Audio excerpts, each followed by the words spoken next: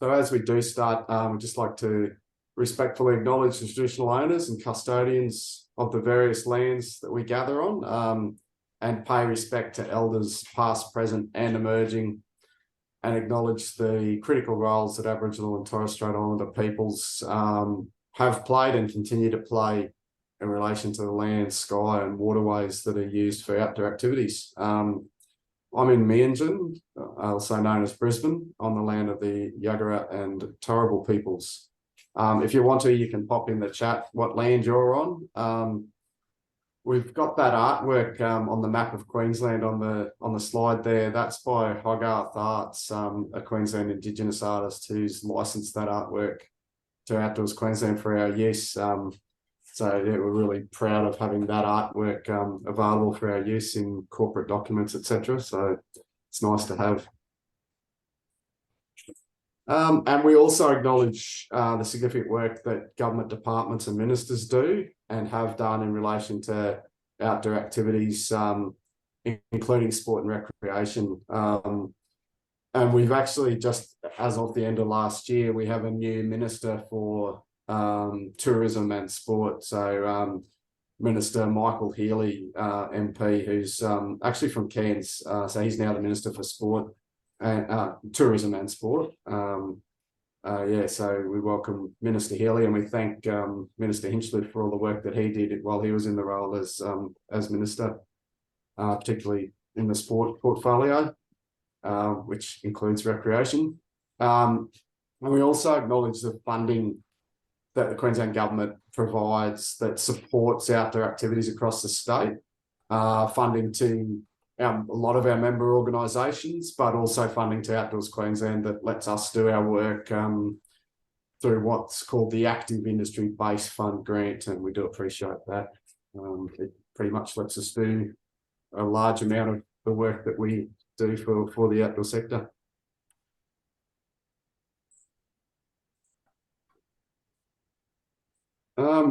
So this is our first episode of Coffee and Conversation for 2024. Mark Squires, our operations manager, is my wonderful co-host today. Thanks again, Mark, for all your contributions to what we do and including to these sessions.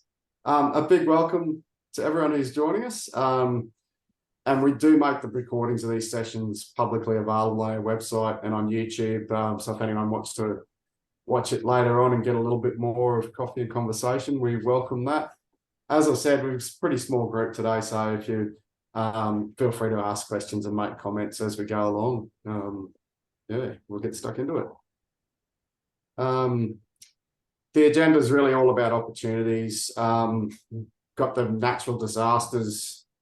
It's actually quite widely spread across Queensland. Like obviously Cairns and far north Queensland got hit by ex-tropical cyclone Jasper.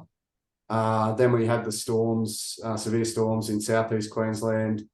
But there's also been in Western Queensland some flooding, particularly I think out at Cunnamulla, and several rivers in Western Queensland are currently in flood, and also in Central Queensland. So it's pretty widespread. So we will talk a bit about recovery from natural disaster in this session, but also other information relevant to the outdoors.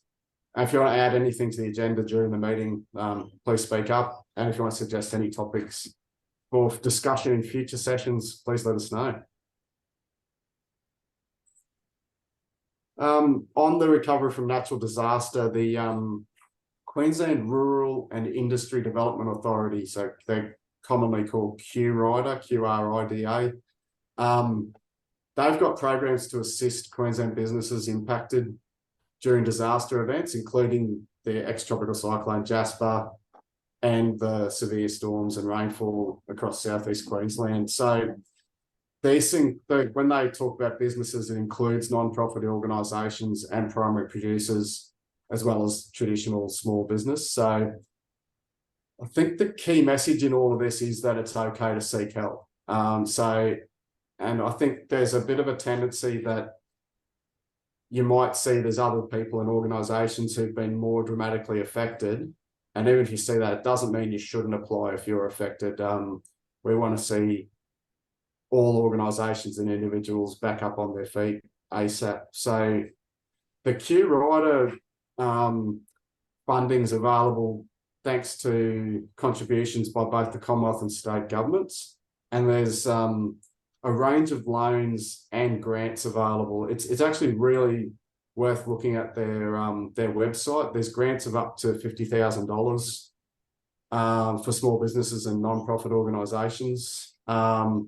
It covers things like hiring and purchasing equipment and materials to clean up, remove debris, replace or repair damaged infrastructure and stock, and other costs associated with the recovery process. So it's pretty broad, and I think it's well worth looking at if you're affected by any of those storms, or obviously for ex-tropical cyclone Jasper and the other flood events. So they do very much recommend taking photographs of the damage to accompany your application, but it's worth checking out their website. Mark's just shared that in the chat. So yeah, I think it's well worth looking at. And if you know of anyone who has been affected, it's worth letting them know about that. Even if they want to look at our website or the recording of this session, there'll be information there for them. So if you know of people, please let them know about that to help them point them in the right direction. The other one there is sport and recreation. The Queensland Department, they have a dedicated sport and rec disaster recovery program, which is open for applications now. So it's for not-for-profit sport and rec organisations, again, about re-establishing facilities and activities after extreme natural events.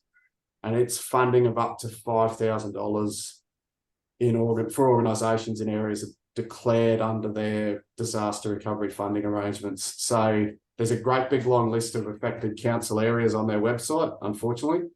But applications for that funding, I think it's typically 3 months after the event. So it closes this will close in late March 2024 for the recent natural disaster events. So that you don't have to get in straight away for that $5,000, but the sooner the better, really.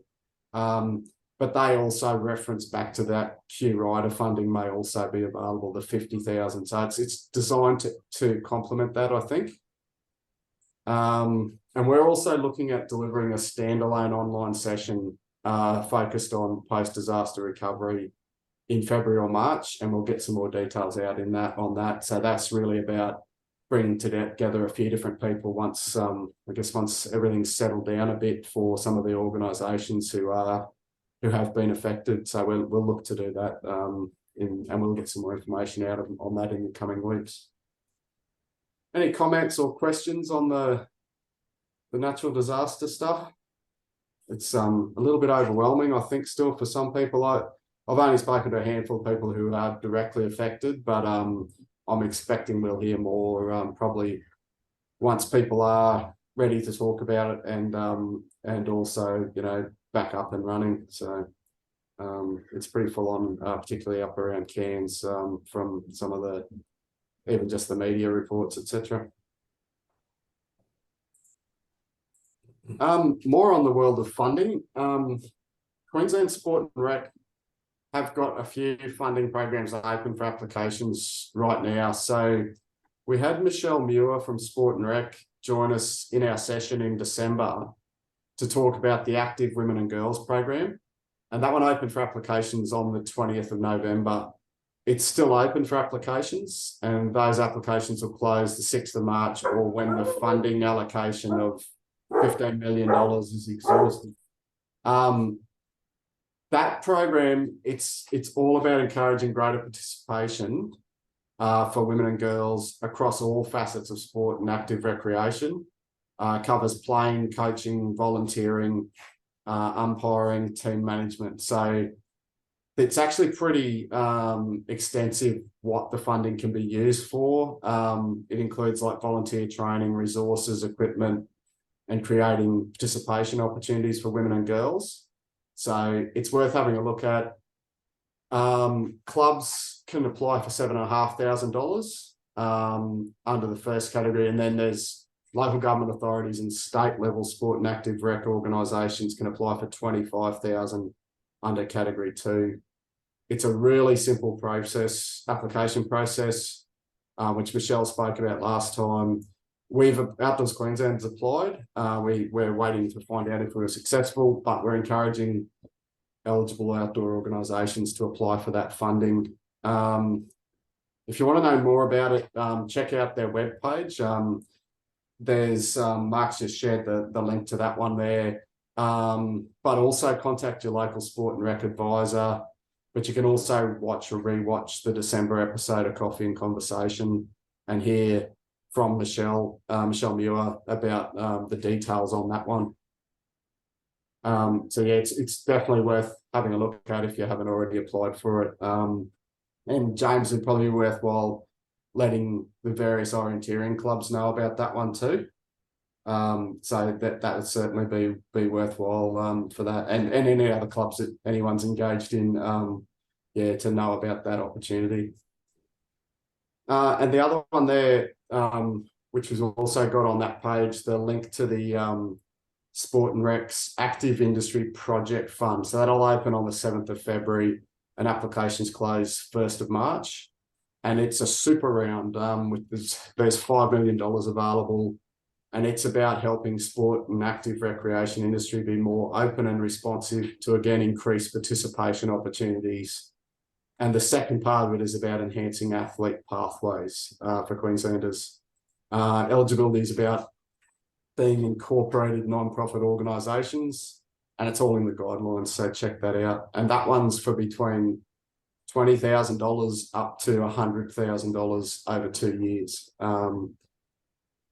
So it's definitely worth checking that one out. As I said, it opens on the 7th of Feb, and it closes on the 1st of March. But again, you can contact the Sport and Recreation Partnerships Office, and there's details on their website all about that one.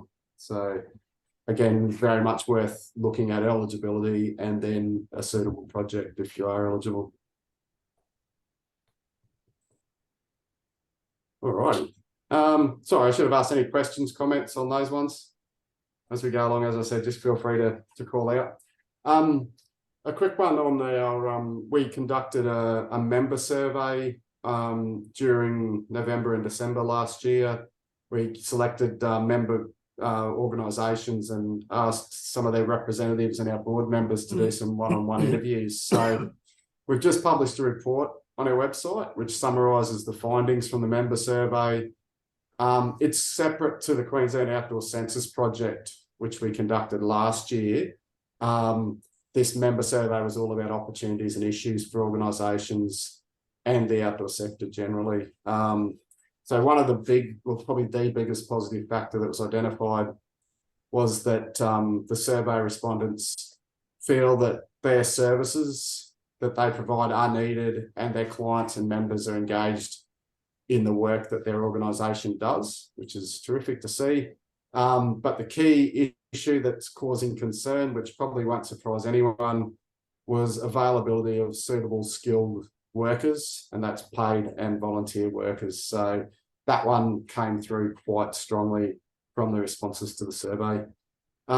Really big thank you to the member reps who participated in the process, and thanks to the Outdoors Queensland staff who conducted the interviews.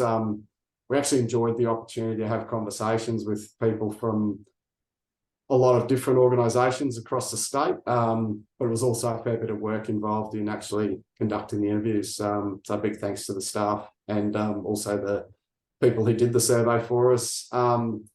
The findings of that survey will be used strategically and operationally, so it'll inform what we do and how we do it in achieving our goals. And if you weren't involved in this round of the survey, you might get your chance in future, because we will conduct more industry surveys and member surveys. So stay tuned for more on that one. But if you want to check it out, Mark's just shared the link to the member survey and the report on our webpage. This one's a bit of a follow-up. Murray Stewart, who used to be in my role, in November last year, he joined our Coffee and Conversations session because he's now working for Active Queenslanders Industry Alliance on a project about the active industry workforce plan. So it's a 10-year industry workforce plan for recreation, sport and fitness. So they are running a survey. That survey is still open, and we encourage all outdoor organisations to complete the survey and inform the process to ensure that workforce plan meets our needs. They're also going to be offering some workshops in coming weeks, and we'll publicise those and encourage people to attend if possible. So stay tuned for that one. But it's good. It'd be good to have as much feedback as possible into that process. We will give him feedback, you know, as the peak body, but it's also great for them to hear directly from organisations across the outdoor sector. And on the topic of workforce, the Queensland Training Awards are open for nominations until the 12th of March. So they are all about recognising outstanding achievements of individuals and organisations across 14 award categories. Their website says they celebrate excellence, innovation and quality in vocational education and training. So I would personally love to see outdoor organisations and outdoor individuals recognised in those awards. So can only encourage people to consider nominating for those awards. All the details are on their website. I think it'd be awesome to see a little outdoor takeover of the Queensland Training Awards this year. So just wanted to put it out there. So yeah, I think it's a really good one, that one. And thanks, Mark, for popping in the links as we go along. And we will share those links after the session too. You'll get an email with the links and that sort of thing. This next one, it's the WorkSafe Victoria actually released details of fines that were handed out to an outdoor operator in Victoria for failing to ensure the safety of school students on camp. They just published this a couple of days before Christmas, so we just wanted to share this with the industry. We've put it up as a news story on our website, and that's really about helping others to learn from what happened in that incident. In that report, WorkSafe Victoria said that the operator pleaded guilty to 3 charges under the Victorian Occupational Health and Safety Act, and it all related to incidents that occurred in February 2020, where they basically said that the company was fined $100,000 for failing to ensure persons other than employees, which I think was the school students. So it's for failing to ensure those persons were not exposed to health and safety risk. And they were fined $10,000 for 2 charges of failing to notify WorkSafe immediately after the incident.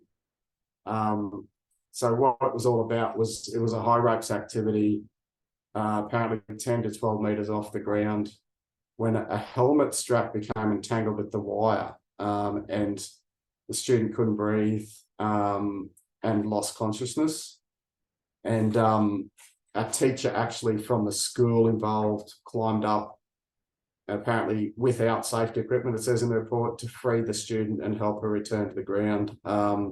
She made a full physical recovery, the student, but in the report it does say she's been diagnosed with PTSD and requires ongoing counselling and treatment.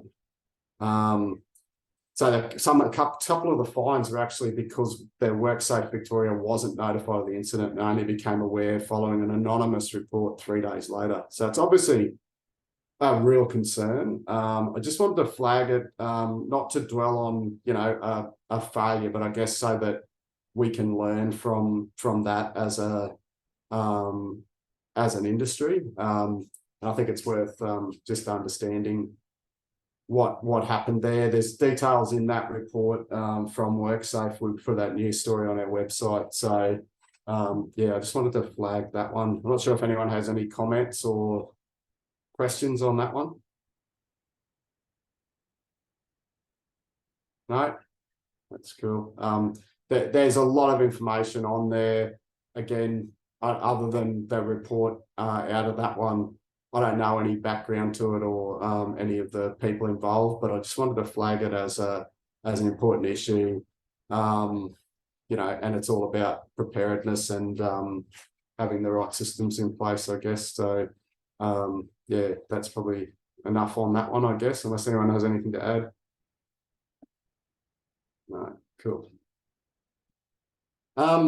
The next one, I flagged this one before Christmas, but I just wanted to make sure that people are aware of it, that the AMSA, the Australian Maritime Safety Authority, have put out safety guidelines for marine adventure tourism operations. So when they talk about marine adventure tourism operations, they talk about hire, rides, tours, and activities involving personal watercraft, including freestyle devices and hoverboards, parasailing and towed water sports, jet boats, and high-speed adventure vessels like fast craft, jet boats, and ocean-collared vessels. I'm not sure what an ocean-collared vessel is. It might be my homework out of today. Can anyone help me on that one? Whole lot of head shaking, right? Everyone's got homework then.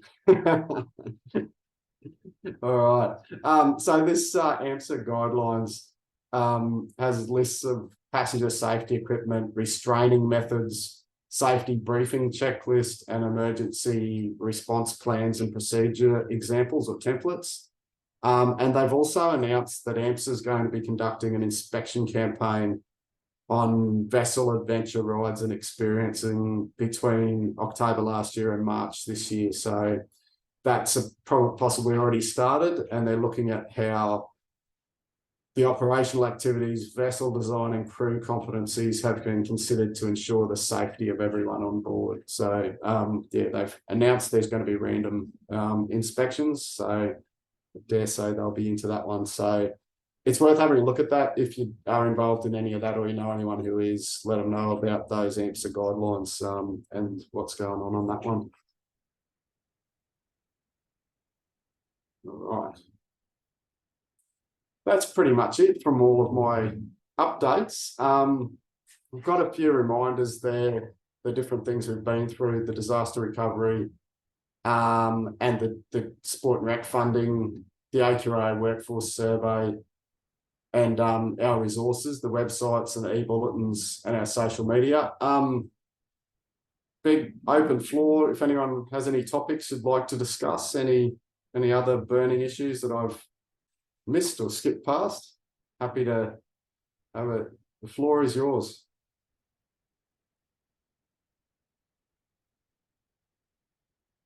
Anyone?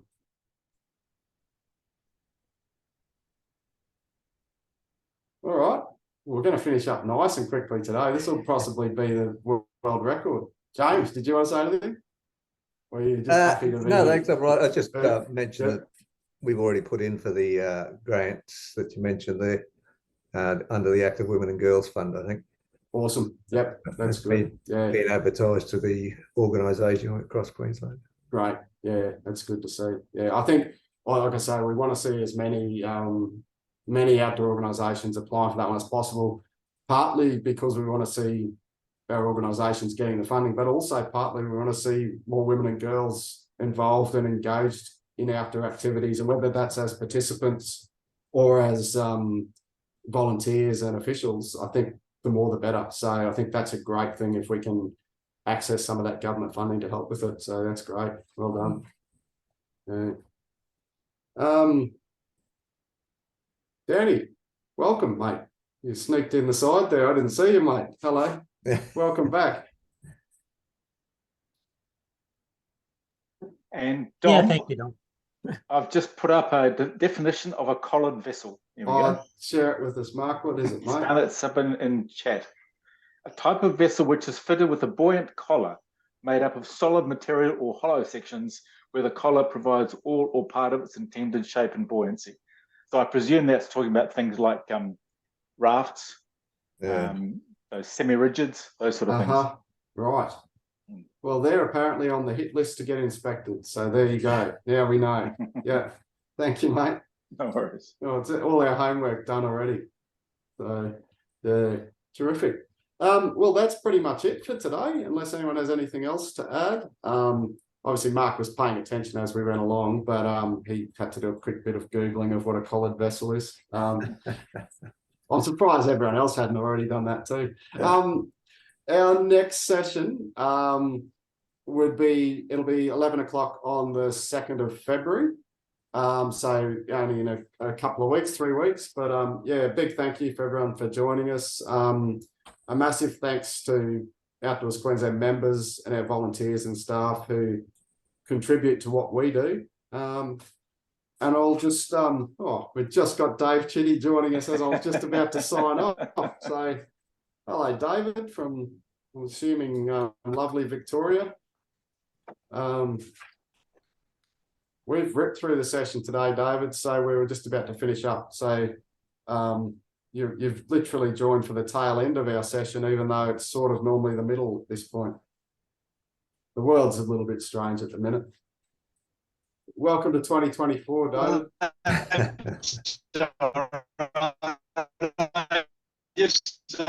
We were out on the river. Yeah, welcome. And we were as early as I could come. But I just wanted to see your weather and your floods and stuff, mate. Yeah. Oh yeah, the weather's interesting at the moment. In large parts of Queensland, it's lovely and humid, and then other parts, it's and Victoria's copping the flooding too. So yeah, we've talked a bit about the disaster recovery, but we're looking to do a standalone online forum on disaster recovery in the coming weeks. So we'll publicise that too once we've got more info for everyone. Yeah. But we were literally about to finish up, so I was about to throw my tagline out there of wish everyone well and encourage you to be kind to the planet, be kind to other people, and be kind to yourselves, very importantly. So we'll see you next time.